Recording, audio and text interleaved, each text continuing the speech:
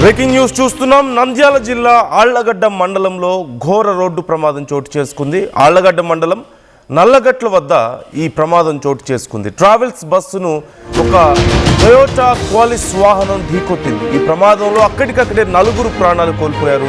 మరో 2 పరిస్థితి విషమంగా ఉంది.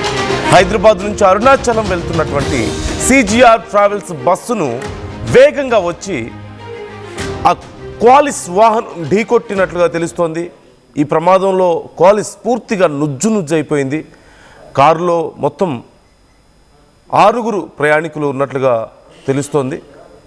ఈ ప్రమాదంలో కారులో ఉన్న వారంతా కూడా ప్రాణాలు కోల్పోయారు. ఈ ప్రమాద తీవ్రతకు కారు నుజ్జునుజ్జైపోవడంతో కారులోనే చిక్కుకుపోయి వాళ్ళంతా కూడా అక్కడికక్కడే ప్రాణాలు కోల్పోయారు. కనీసం సహాయక చర్యలు చేయడానికి కూడా చాలా తీవ్రమైన కష్టం వచ్చినట్లుగా తెలుస్తుంది. అక్కడ చాలా కష్టతరమైనట్లుగా సమాచారం అందుతుంది.